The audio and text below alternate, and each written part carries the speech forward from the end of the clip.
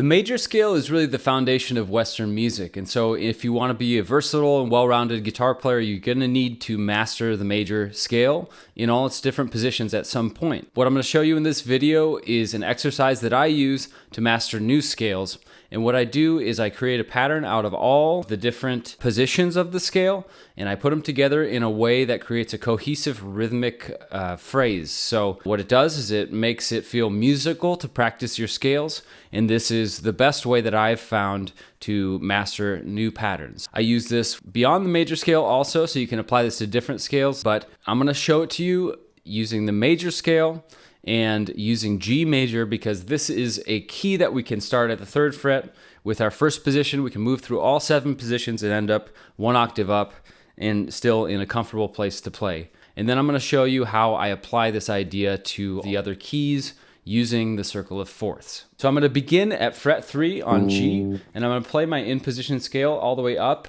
in 8th notes. So I'm thinking 1 and 2 and 3, 4, 1, 2, 3, 4. And notice when I got to the top string, I'm skipping the 2nd note in the pattern in that position, and I'm moving to the 3rd. And that's because what I'm going to do is from that note, I'm going to shift up to the next note in the scale, and this is going to put me in the position 2 of the G major scale, which is the shape that starts from A, and that's going to put me in the 2nd position to go back down.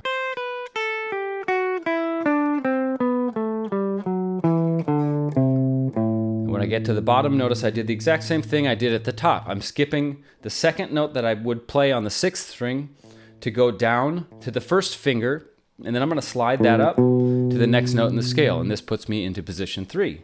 So I'm going to continue in the same way.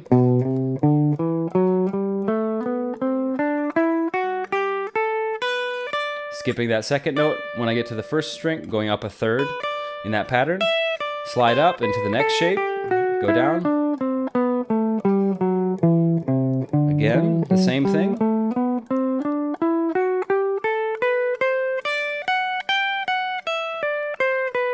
Sliding up into position 6, position 7, and then I'm going back down position 1 an octave above where I started. And this time I'm just going to go down the scale all the way, not skipping a note on the 6th string like I would in all the other shapes. I'm just going to go back down because that would put my G note on the 1, the strong beat of the 1. So 1. Then I turn around and go back and do the exact same thing, skipping the 2nd note up here, sliding back into shape 7. Same thing down here, shape 6. Shape 5. Shape 4. Shape 3. Shape 2, shape 1.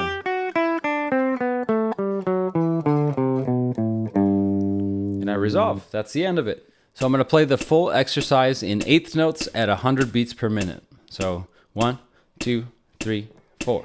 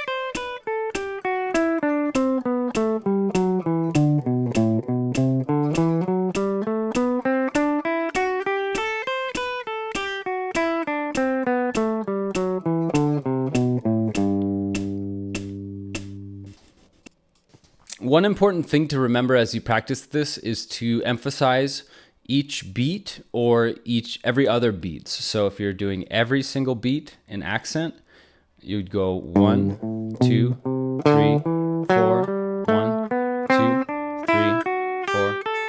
So that's one way to accent it. That will orient your timing properly. The other way to accent it, which I prefer, is every other beat. So on beats 1 and 3.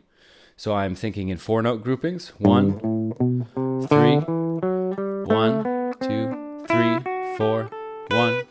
So focus on your timing as you practice this and do it a little slower than the edge of where you start making mistakes. So find the speed that works best for you at your skill level so you can play it perfectly up and down, and then inch up the speed a little bit. So to change keys, I'm going to look at the circle of fourths. So I did it in the key of G, and the circle of fourths, if you're not familiar, is just a way of arranging the notes according to the interval of a fourth.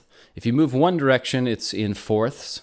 If you move the other direction, it's in fifths. And when you move around a circle in this way, you hit all 12 keys before you repeat the same key again. So it's a great tool to use to practice by. And I use it all the time. So to follow the circle of fourths, the key after G would be C. So if I was changing to the key of C, it's not going to fit the same way that G will, because the root position of the C scale is up here at the 8th fret.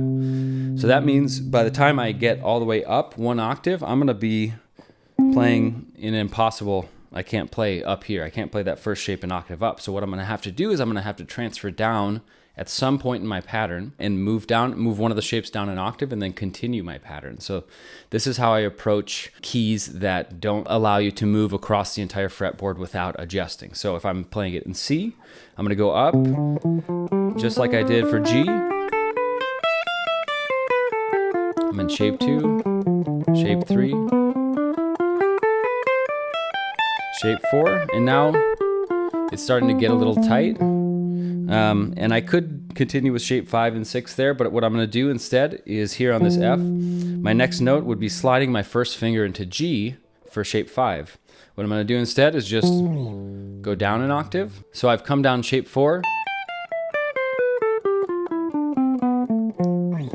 and then I'm going to jump down to the G to go into shape 5, and then shape 6, shape 7, back to shape 1. And then I'm going to turn around the exact same way that I did for G. So I just keep going. Then back to shape 7, shape 6, shape 5. And now I'm going to do the reverse of what I did before. Instead of sliding from F down to G, I'm going to slide from G up to F and continue with shape 4. Let me show you that transition one more time. So I'm coming down shape 5.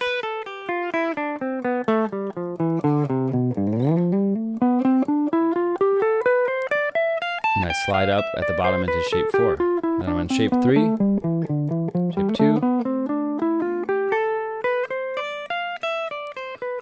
Then I'm resolving back to shape 1. That's kind of the idea when you're dealing with a key that doesn't sit as nicely as like G or F. You'll want to find which shape is comfortable to shift down in, and then shift down in that way. So anyway, I hope you enjoyed this. There are 12 different keys, and you can follow the circle of fourths to practice in every key. And you don't have to do them all in one sitting. You can work up to that. Let's say you start with 1 key per day. You can move through all 12 keys in about 12 days. Obviously, you can do 4 per day. That way you move through all 12 keys in 3 days. So there are different ways to do this, but I really encourage you to explore all the different keys on the guitar, because the different areas and different keys feel different. They are exactly the same patterns, but whether you're playing a major scale pattern from the 1st fret or from the 15th fret, it feels different because of the spacing of the frets. So each key does have a subtly different feeling. And I think going through this exercise will help you explore that and master your scales. If you like the content I'm coming out with, you can check out my site, practicemakesbettermusic.com, where I have a free course to help you connect pentatonic shapes across the neck and become a more fluent improviser. So you can check that out at practicemakesbettermusic.com. And until next time, thanks for watching.